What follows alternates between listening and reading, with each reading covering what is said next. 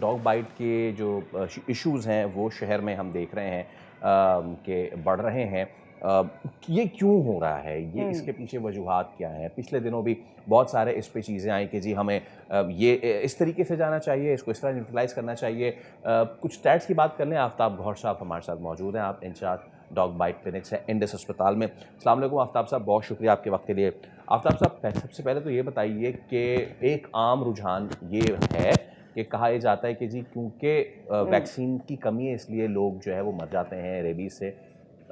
کیا سچویشن ہے؟ آپ مجھے بتا سکتے ہیں ویکسین کے حوالے سے کچھ؟ بہت شکریہ.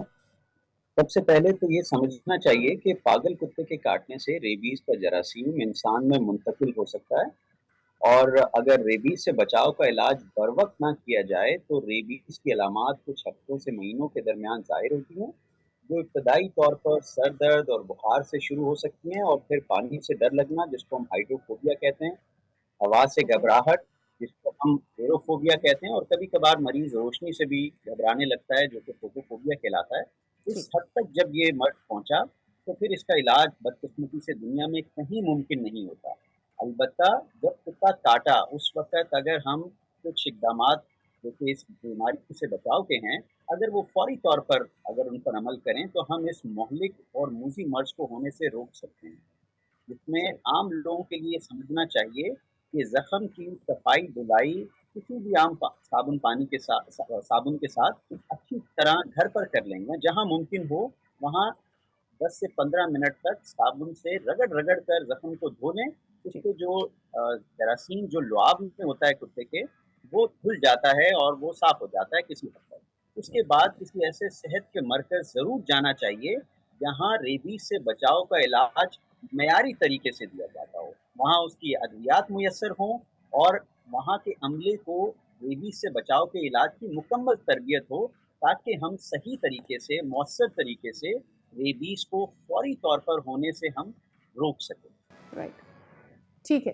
ریگارڈلیس کہ اب دیکھیں جب کسی بھی شخص کو کوئی کتا کاٹتا ہے اسے نہیں پتہ ہوتا کہ کیا اس سے ریبیز ٹرانسفر ہوں گے یا نہیں ہوں گے.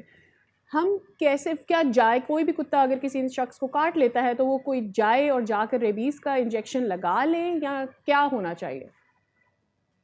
لیکن یہ عام لوگوں کے لیے سمجھنے کی یہ بات ہے کہ ہمارے ملک میں ریبیز کی صورتحال انتہائی خراب اور سنجیدہ ہے، جس میں ہمیں نہیں پتا کہ جو کتا گلی میں پھر رہا ہے اس کے لعاب دہن میں ریبیز کا جراثیم ہے یا نہیں ہے.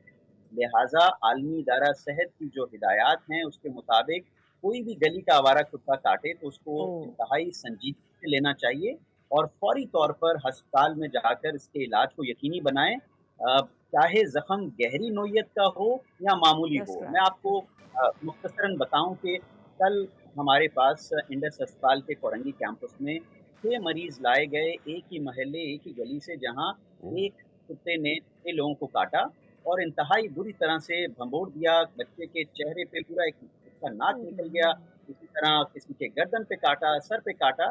تو یہ کتا تو یقیناً پاگل ہی تھا جس نے بلا وجہ لوگوں کو کاٹتا گیا. لیکن عام جو کتا گلی میں پھر رہا ہے اور اگر اس کے کاٹنے سے ایک معمولی زخم آیا تو بھی ہم یقین سے نہیں کہہ سکتے کہ اس میں پاگل پن کا جراثیم ہے یا نہیں ہے. لہٰذا یہ اتنی بیماری ہے، آفتاب اتنی صاحب، اس طرح خطرناک کے بیماری کیسز بار بار نمایاں سامنے آ رہے ہیں. ہم امید کرتے ہیں کہ جو کام آپ کر رہے ہیں گورنمنٹ بھی اتنی تیزی سے ان کتوں کو یا نیوٹرلائز کریں یا اس مسئلے کا کوئی حل نکالے. بہت سبسکرائب کریں اور بیل دبائیں تاکہ کوئی خبر رہ نہ جائے.